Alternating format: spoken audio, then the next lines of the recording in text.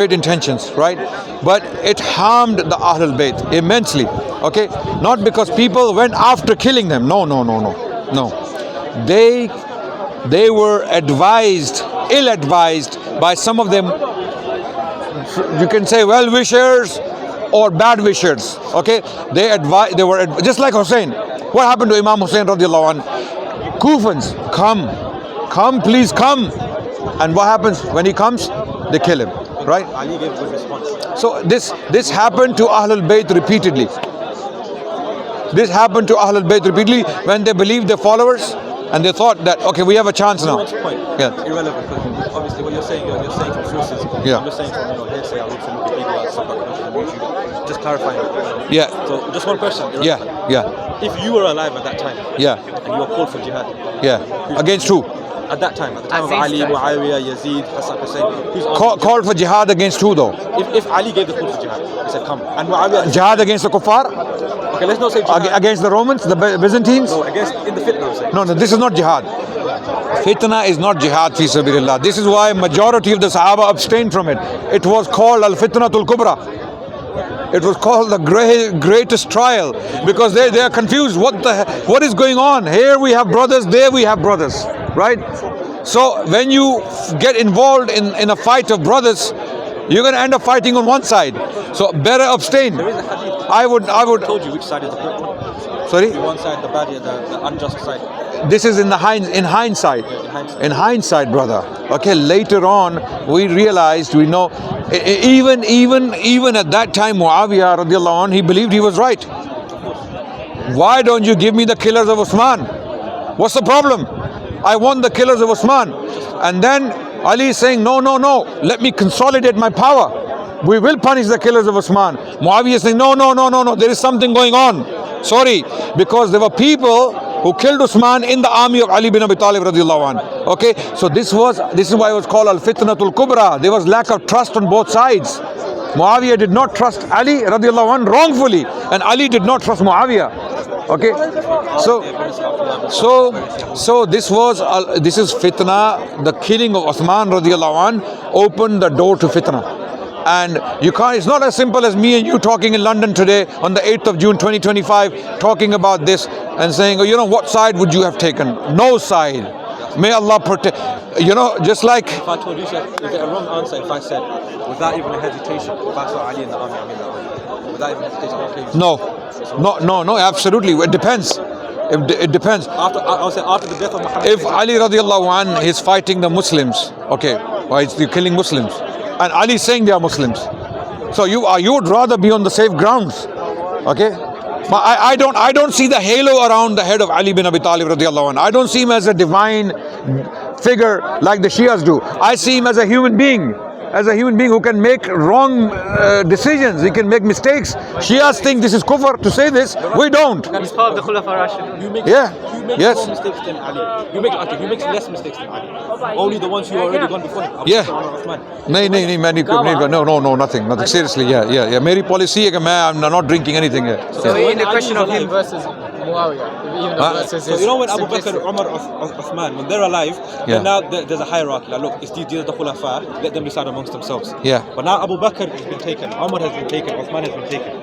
Now who has more rights to be followed and who has more rights to make less mistakes than anyone? He's the Imam of the time. Listen, Sahaba, they saw each other in a very different light than we do. We have information that came to us later and we see them in different light. When they were alive together, okay, they didn't see each other as divine figures with halos around their heads. Okay, this is more special and I'm less special. No, they saw each other as brothers. Okay, if Ali is my brother, so is the other guy. Okay, so they saw each other in equal light. They were not like Muawiyah when he was looking at Ali bin Abi Talib. He wasn't looking at divine figure. He wasn't looking at someone who's better than Ibrahim and Musa and Isa alayhim salam. Like the Shias today believe that Ali bin Abi Talib is better than all prophets other than Muhammad Rasulullah sallallahu. Okay, so this is a view that developed in Qum and Kufa later on. This view came from Qum. Even the people of Kufa didn't have audacity to come up with these Kufriya beliefs, right? This happened in Qum. Okay, Qum, Iran. Yeah. So they could easily make mistakes. which they did. They made human errors. Okay, so even today, like for example, if I had a question about Islam, I'm going to ask you, Shia. Maybe ask this. no. But there are scholars out there. Why would you ask me? But I'm yeah. I want to ask him now. Yeah, Obviously, yeah. I'll come to you and ask you. In that time, you said they were making, obviously they were doing ijtihad on their own. Yeah. You as a Muslim, you knew Yeah. Rasulullah alayhi salatu wasalam, you knew the ahadith of Ahlul Qisa, Yeah. you knew the rank of Yes. Ali. Yes. Whose ijtihad would you follow? The ijtihad of Ali or the ijtihad of Muawiyah? If an ijtihad guides me to go and kill Muslims, I wouldn't follow any ijtihad. Say both of them. I would abstain. Okay, there is an ijtihad that leads you to kill Muslims. Number one. There is a position where you don't have to do that. Which position is safer? Of course, the one you don't. But let's just say. So if you don't go and fight with Ali bin Abi Talib radiallahu anh in the Battle of Siffin, and where you end up killing Muslims, okay, which is a very dangerous option, okay, or there's the other option is to abstain. But let's Abstaining is a better option because you don't have to get into that. Let's say, but in this, okay, let's just change the hypothetical. I'm trying to test you a bit, Yeah. if you don't mind. No problem. Given the right No answer. problem. Yeah. So in this hypothetical now, let's say the entire nation is being mobilized, and now you have to fight for one of them. You have to follow one of the ijtihad. The third option you made, which is the correct one, is to abstain, as most of the Sahaba did. I would do exactly what Abdullah bin Amr bin As did. He was in the battlefield with his father Amr bin As, and he didn't want to fight. He didn't want to fight the battle. He was on Muawiyah's side with Amr bin As radiallahu anhu. Abdullah bin Amr bin As, okay, didn't want to fight in the Battle of Siffin. He didn't want any part of it. He was only there to be with his father. Why? Because the Prophet ﷺ specifically told him, be with your father. So he's in a situation now, the Prophet's hukam, be with your father. And now the other consequences, he didn't fight. So he knew his limits. He was just there. Didn't fight. Didn't lift a sword against another Muslim. So you can choose the safer option. Okay? Those people nowadays who say, oh, we would be fighting against Muawiyah with Ali. Consequences, you're killing Muslims. And then they're praying janazah. Abstaining is the best option, but wallahi, Shaykh, I have to be honest, I don't want to lie in front of you. My position is still, if I was alive at that time, I would be in the army. Okay, that's your lack of ilm. Maybe. That's your lack of. An imam later on was asked. An imam, I think it was Imam Ahmad bin Hanbal or one of the great imams. He was asked, "What do you think about the fitna between Muawiyah and Ali?" He said, "Allah has saved our swords from that fitna, and we will now save our tongues from that fitna." So they were thanking Allah that they were not in that position where they have to take a side. They were thanking Allah that Allah did not put them in that. Why would you're living here today in London, walking around, mashallah, tabarakallah, why would you even think about that? You should be thanking, Ya Allah, thank you that you didn't put me in that situation where I have to take a side between the two. It's a bit of a rabbit hole. No. I told you, the friends know, it's a bit of an emotional topic. It is. No, it's not. For me. It's been propaganda, lies, false stories, all jumbled up with truth. You know, when you make a milkshake, yeah, you put strawberries, you put avocado, you put let's say if you want to make a good like a good murakkab, cucumbers, spinach, and then you put some urine in there. Yeah, some urine. Even 3-4 drops. What do you do with the milkshake? So this is what the Shia muammams, the scholars do. They put avocado, strawberry, milk, sugar, gur, ganna. Ganna is like sugar cane, yeah. And then they put cucumbers and they put urine in there. 2-3 drops of urine of shirk and lies. They put in there and they make drink. Nasibi, drink. Hater of the Ahlul Bayt, drink. No. What we do is, now we undo the milkshake. We take out the urine. We do the chemical experiments. Okay. We take out the urine as much as we can. We take out the avocados and then we start. Then what we do as Ahlul Sunnah, that's strawberry, that's avocado, this is milk, this is sugar, and this is urine. Okay. This is what we're doing right now. Okay. So these emotions that have been riled up, that's Okay, what I wanted to ask. yeah. Look, despite who did it, whether it was the faction of Umayyah or whether it was the Kufans themselves, we can at least agree that the death of Hussein and the way he died was a tragedy. Of course, and why was it caused? The Shia to Ali from Kufa. No, that's a historical thing, and you're right. You gave me a lot of things that I need to go read back on. Yeah. Please check. But we can at least agree that his death and what happened to It was one of the greatest calamities in the history of Islam.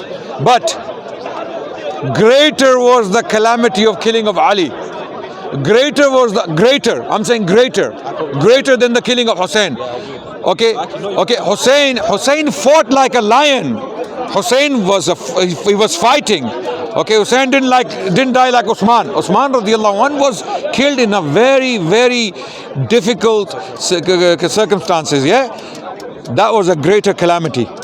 Okay, the greatest calamity was the killing of Umar radiallahu anhu, who took land from Persians and the Romans.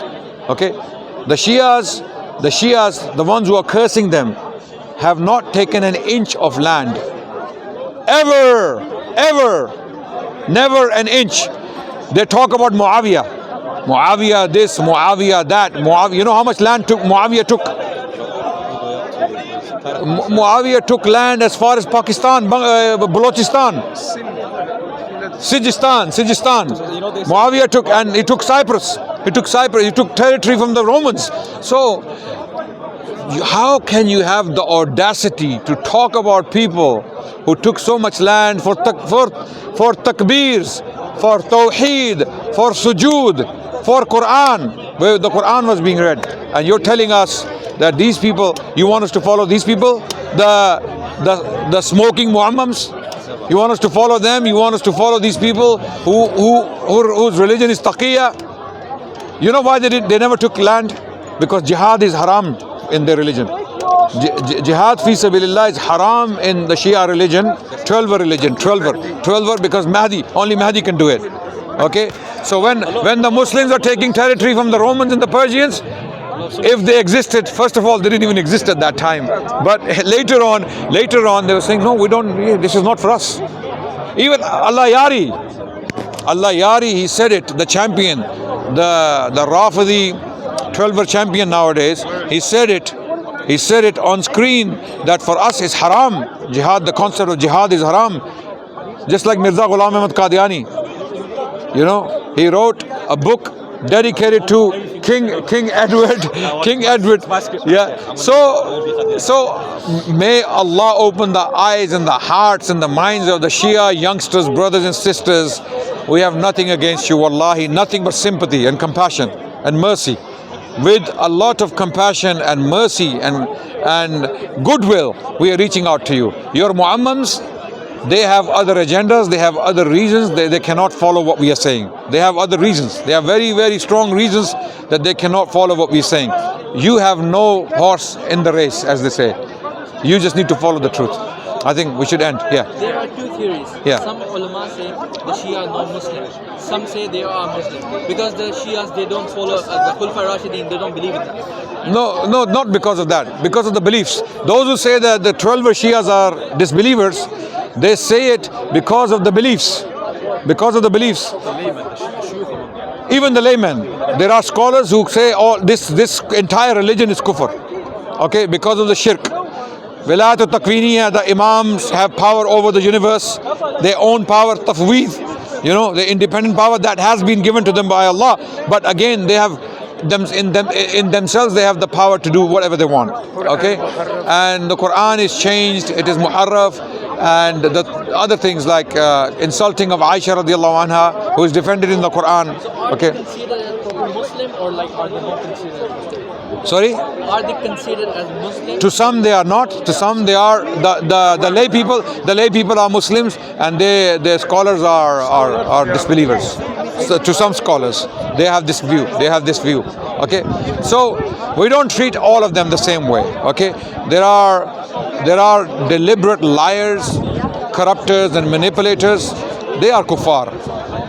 Those who know all of this what we discussed, and they still insist on collecting money from their gullible followers. Okay, those you will see shedding crocodile tears on the members. Okay, those guys. But then there are sincere awam who actually genuinely think that this is the truth, but it's not the truth, unfortunately, because they don't study. People, the masses don't study. So some scholars, they give them udhr bil jahal, excuse of ignorance. So they say, no, they are just misguided. Okay? So thank you very much for listening. One last question, Sheikh. Yeah. What do you think about the Zaydi Shia? Are They are Muslims. They are Muslims. They are close to, they don't have the Itna Ashariya belief. Okay? Assalamu alaikum wa rahmatullahi wa barakatuh. Thank you. Walhamdulillah rabbil alameen. मैं लौट से आया सिर्फ आपको सलाम करने जज़ाकल्लाह, इतनी दूर से सलाम करने आए आप। मैं सलाम आपने मुझे ऑनलाइन 3-4 बजे मैं तजर के टाइम में आपका लेक्चर सुनूंगा। अच्छा